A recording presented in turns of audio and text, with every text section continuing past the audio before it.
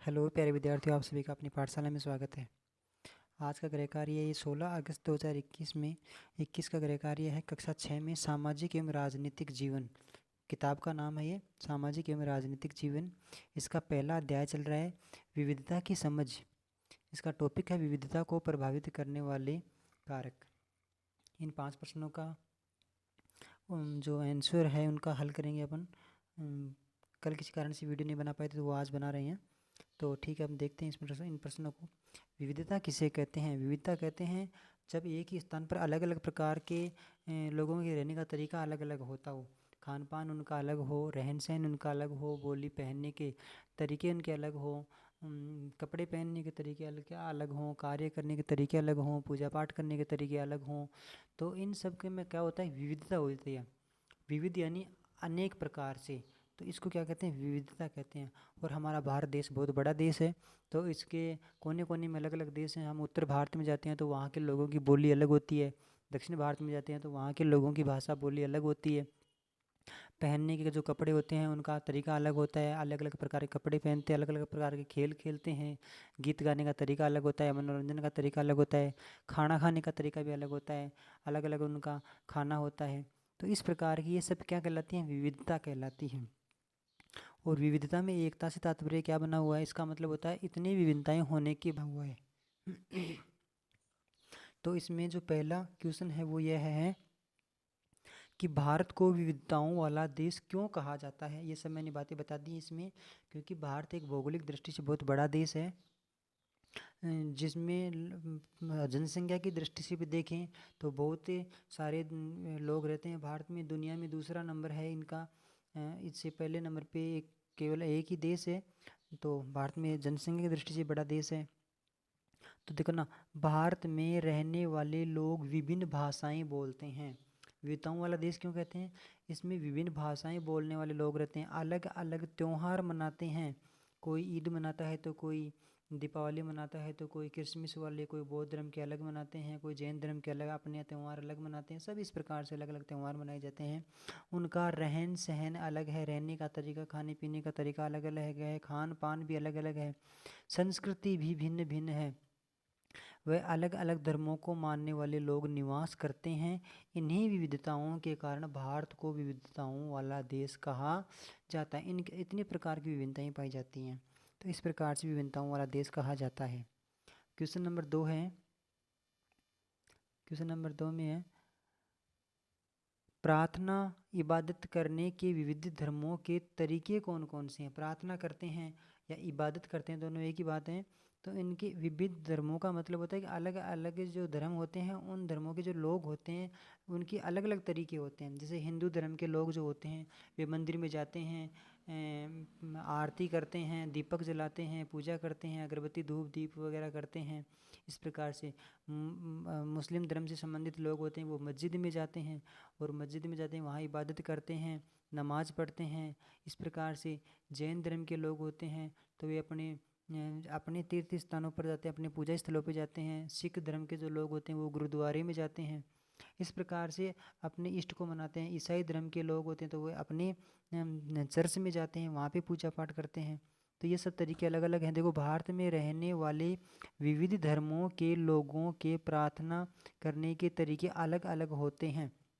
जैसे हिंदू धर्म में हाथ जोड़कर पूजा आरती करना, दीप जलाना आदि है। मुस्लिम धर्म में नमाज अदा करना, नमाज पढ़ना। ईसाई धर्म में चर्च में मन्नत मांगना।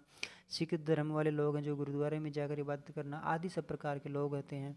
तो इनके तरीके भी अलग अलग होते हैं। क्वेश्चन नंबर 3 देखिए, विविधताओं का विकास या शुरुआत किस प्रकार से हुआ था। भाई, विविधताएं कैसे आई। जैसे मान लीजिए यहाँ पे कुछ लोग रहते हैं, अब दूसरी जगह से कोई कोई आदमी आ गए, वो यहीं बसने लग गए, तो सीधी सी बात है कि वो अपने संस्कृति को अपनाएंगे। तो अब वो खुद की बातें यहाँ पे लागू करेंगे, तो धीरे धीरे हम उनकी नई चीज़ सीखेंगे, वो भी हमारी नई चीज़ सीखेंगे। तो ऐसे अनेकता आने लग जाती है। जब एक स्थान के लोग भोजन, व्यापार, रोजगार, भ्रमण, मनोरंजन आदि के लिए दूसरे स्थान पर जाते हैं तो वह नई संस्कृति का विकास, तो वहाँ पर क्या होता है, वहाँ पर नई संस्कृति का विकास होने लग जाता है।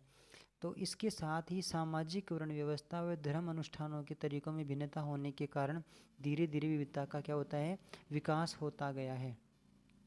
धीरे धीरे विविधता का विकास होता गया। जैसे मान लीजिए अब आजकल, पहले आज से 500 साल पहले भारत में जींस पहनने का चलन नहीं था, लेकिन अब पाश्चात्य संस्कृति के कारण भारत में जींस पहनने का चलन अत्यधिक बढ़ गया है। इसी प्रकार से पहले कपड़े पहनने का तरीका अलग था, अब धीरे धीरे चेंज हो रहा है। तो इस प्रकार से क्या होती है, अन्य संस्कृतियों का विकास होता चला जाता है। क्वेश्चन नंबर 4 है, मिश्रित संस्कृति किसे कहते हैं? मिश्रित संस्कृति का मतलब होता है मिली जुली या घुली मिली संस्कृति किसे कहते हैं? जब एक स्थान पर विविध संस्कृतियों के लोग निवास करते हों, जब एक ही जगह पे विविध संस्कृतियों के, यानी विविध का मतलब होता है अलग अलग संस्कृतियों के लोग निवास करते हों और एक दूसरे की संस्कृतियों को अपनाने लगते हों, मानने लगते हों।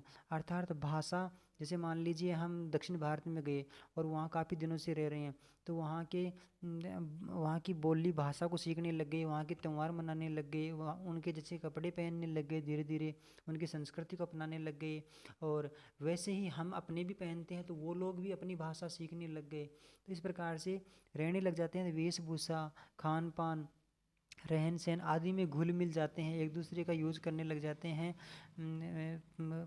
वस्त्र पहनने लग जाते हैं। तो ऐसे में क्या होता है, ऐसी संस्कृति को मिश्रित संस्कृति कहते हैं, मिली जुली या मिश्रित संस्कृति कहते हैं। क्वेश्चन नंबर 5 है, भौगोलिक कारक विविधताओं को किस प्रकार से प्रभावित करते हैं? कौन कौन से भौगोलिक कारक होते हैं वो विविधताओं को किस प्रकार से प्रभावित करते हैं? जैसे मान लीजिए तापमान है, वर्षा है, सर्दी गर्मी, पर्वत मैदान, मरुस्थल आदि, ये सब भौगोलिक कारक ही हैं। इन भौगोलिक कारक के कारण क्या होता है, भौगोलिक कारक विविधताओं को प्रभावित करते हैं। कैसे करते हैं? जैसे मान लीजिए कुछ भागों में तापमान अधिक होने के कारण उनका रहन सहन व खान पान सर्दी वाले इलाकों की तुलना में अलग होता है। जैसे गर्मियों में रहने वाले लोग होते हैं, उनके मकान बनाने का तरीका या फिर उनके मतलब बाहर छायादार स्थानों में रहते हैं, पेड़ पौधों के नीचे बैठते हैं और हल्के वस्त्र पहनते हैं। तो इस प्रकार से उनका रहने का, खान पीन का तरीका ऐसा अलग होता है। इसी प्रकार से अगर अत्यधिक सर्दी वाले लोग होते हैं तो वो बहुत ज़्यादा कपड़े पहनते हैं, गर्म कपड़े पहनते हैं। गर्मियों में रहने वाले लोग ठंडे कपड़े पहनते हैं। इसी प्रकार से पहाड़ों में निवास करने वाले लोगों की तुलना में मैदानी इलाकों व रेगिस्तान में रहने वाले लोगों के तरीकों में क्या पाई जाती है, विविधता पाई जाती है। पहाड़ों में निवास करने वाले लोग होते हैं वो क्या करते हैं, अपने अपने माध्यम से वहीं पे अपना आवास स्थान बनाते हैं, वहीं पे अपना भोजन आदि की व्यवस्था करते हैं। मैदानी इलाकों में रहने वाले लोग होते हैं वे कृषि आदि कार्यों में ज़्यादा रुचि रखते हैं, अपना आवास उस प्रकार से बनाते हैं जहाँ पे वे रह सकें स्थायी रूप से। तो ये सब क्या होती हैं, भौगोलिक कारकों के कारण विविधताएँ पाई जाती हैं। तो इन्हीं विविधताओं के कारण भारत को विविध कहा जाता है। आज की वीडियो में इतना ही था, अगले वाली वीडियो में फिर मिलेंगे। धन्यवाद आप सभी का।